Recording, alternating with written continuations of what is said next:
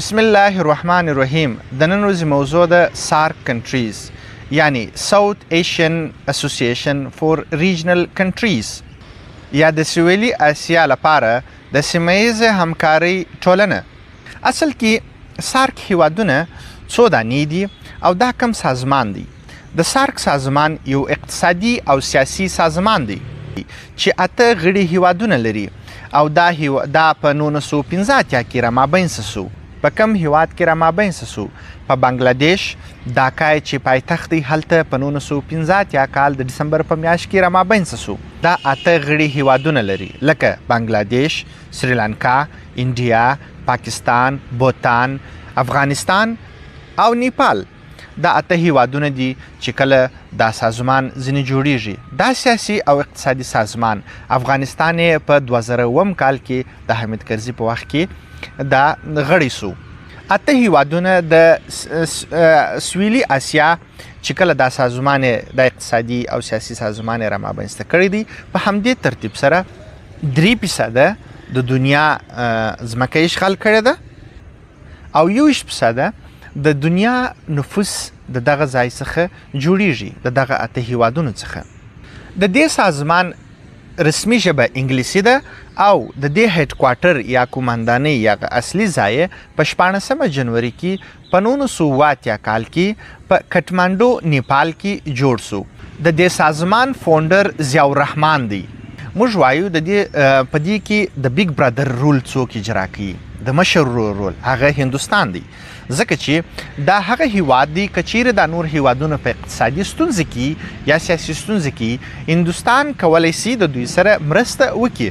د سارک سازمان 8 غړي لري، 8 غړي هیوادونه رسمي لري او بیا 9 دانې ابزرور ولري یا کتونکي یا لیدونکي لري. هغه لکه څوک د هغه یو نوم زه تاسو ته وس اخلم. لومړی استرالیا، جاپان، چاینا، ایران، یورپین یونین، میانمار، ساوث کوریا، یونایټډ سټیټ یا امریکا. دا هغه هیوادونه دي چې د دوی رسمي غړي نه دي یا د دوی رسمي غړیتوب نه لري، اما دوی سره کولی سي چې په پرمختیایي کړنو کې پروژو کې د دوی سره مرسته وکړي. دا نه هیوادونه چې ما اوس نومان تاسو ته یاد کړل دا ابزرور یا کتونکي دي. دوی د سارک هیوادونو رسمي غړي نه دي، اما دوی په پرمختیایي چارو یا کړنو کې کولی سي چې د سارک د هیوادونو سره مرسته وکړي. دوی ډیسیژن میکر نه دي، دوی په فیصلو کې د دوی سره ونډه نشي اخیستلی او ډیر هیوادونه کوشش کوي لکه چاینا دا کوشش کوي چې د سارک د هیوادونو غړي سي، اما په مستقیم ډول سره چاینا اوس په مالدیو او سریلانکا کې سرمایه گذاریانې کوي.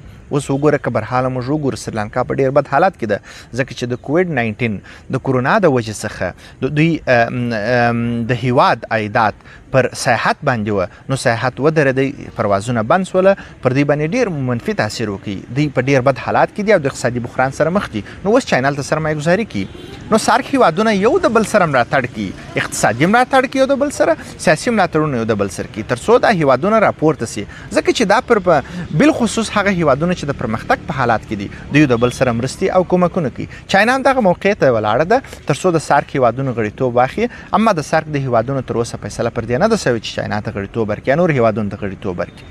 دغه ابزرور هیوادونه یا هغه هیوادونه چې دوی د دغه سازمان غړیتوب نه لري، هغه د دوی په ډیسیژنونو کې یا د دوی په فیصلو کې مداخله نشي کولی، اما دوی کولی شي که چیرې د سارک د هیوادونو غوښتنې پر پرمختیایي کړنو کې ورسره ونډه واخلي. نو ما تاسو ته مخکې اشاره وکړله چې په دې کې د بیگ برادر رول څوک اجرا کوي، هغه هندوستان دی. د سارک د هیوادونو وظایف، اهداف یا مقاصد څه شي دي؟ زه غواړم چې دا تاسو ته په خلاص ډول سره تشریح کړم. لومړی هدف یې دا دی improve the quality of life، یعنی دا معنا چې څو د هغه 8 هیوادونه یا د سارک د هیوادونو د خلکو د عامو خلکو د ژوند سهولتونه ورته برابر کړي، ژوند یې ورجوړ کړي او دوی د ژوندانه په چارو کې پرمختګ وکړي. دا یې لومړی کړنه ده. دوهم یې چې دی اکسلریټ د اکنامیک گروث، د دغه اته هیوادونو په مابینځ کې اقتصاد لوړ کړي یا اقتصادي وده یې ورزیاته کړي، نو دا یې دوهمه کړنه ده یا د دې دوهم اهداف دي. مثلا که چیرې د افغانستان اقتصادي حالات خراب وي، دوی کولی شي چې د بل سره د اته هیوادونو کې د دوی سره مرسته وکړي. که چیرې مثلا د بنګلادیش یا د پاکستان اقتصادي حالات خراب وي، دوی کولی شي چې یو د بل سره څه وکړي، مابینځ خپل تجارتونه سره زیات کړي، مابینځ کې ډېر مالیات معاف کړي یا نور هغه شیان دي چې مثلا دوی یو بل ته کومک په اقتصادي لحاظ ورکولی شي، دوی کولی شي چې دا کړنې سر ته سره ورسي او اقتصادي پرمختګ رامابینځ ته کړي. نو د دوی هدف هم دا دی، نو څه وایي ټو امپروو اکنامک گروث. دریم هدف یا کړنه یې دا ده promote welfare of the peoples of SAARC country یا د SAARC د هیوادونو د خلکو ژوندانه سهولتونه ورزیات کړي. مثلا د تعلیم زمینه ورته برابر کړي او د صحت زمینه ورته برابر کړي. ژوندانه هغه چارې چې مثلا ضرورتونه دي، اړتیاوې دي، د دوی دغه هدف دی چې یو بل سره سپورټ یا د بل ملاتړ وکړي تر څو د عام خلکو د ژوند سهولتونه زیات سي او ژوند یې راپورته سي. د SAARC د هیوادونو څلورم هدف دا دی سوشل پروګرس اند کلچرل ډیولپمنٹ. دا څه معنا؟ یعنی د دې هیوادونو د بل هدف دا دی چې خود په خود کې خپل کلتوري مسایل یا کلتوري شان سره پر مخ بوزي او په عین حال کې ټولنیزې چارې په مخ سره بوزي. پنځمه دنده د SAARC د هیوادونو دا ده یا هدف یې دا دی چې څه وسي دغه اته هیوادونه خلک په عزت کې با عزته ژوند ولري، یو د بل سره ښه ژوند ولري او یو د بل خیال وساتي.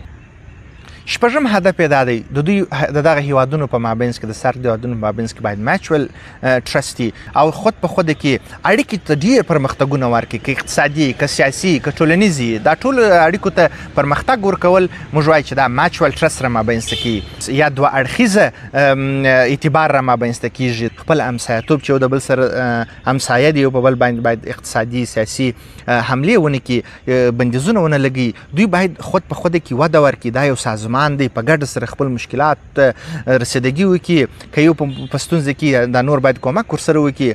یعنی دا باید یو ریجن ځینې جوړ سي، یو منطقه ځینې جوړه سي د سیاسي، اقتصادي او ټولنیز لحاظ څخه.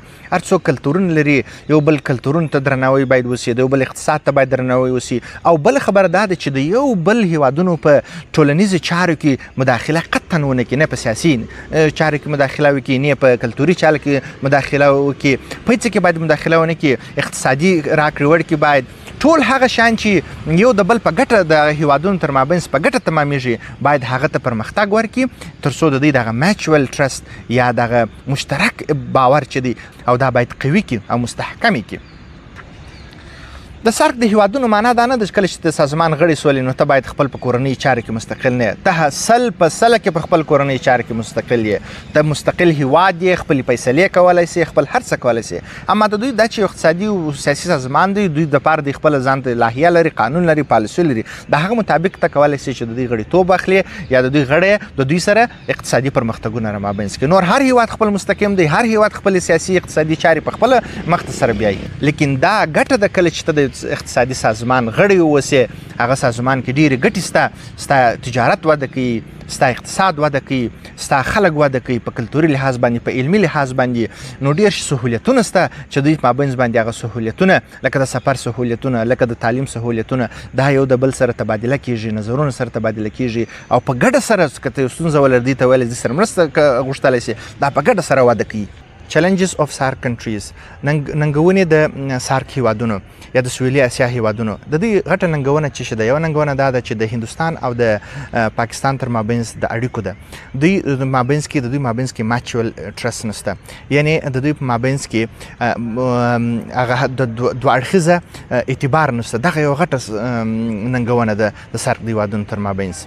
د نن ورځې موضوع SAARC countries یا د جنوبي اسیا هیوادونو د تاسو ته راخستې وه او پر هغه باندې مې د هغه پر پیژندنه، د هغه پر تعریف، د هغه پر اهدافو او د هغه پر وظایفو باندې مې بحث درته وکړی. په خو د نورو معلوماتو لپاره که چیرې تاسو غواړئ تاسو کولی شئ چې د انټرنیټ آرټیکلز، کتابونو یا هغه هر څه چې د دغه په اړوند باندې د سازمان په اړوند باندې نشر سوي دي یا د غواړئ چې د دغه پالیسیانې ولولئ چې څه پالیسیانې لري، تاسو کولی شئ چې د انټرنیټ د لارې څخه هغه یا د عمومي غټې لایبرریانو د لینکونو د لارې څخه تاسو کولی شئ چې هلته اکسس پیدا کړئ او د هغه څخه استفاده وکړئ.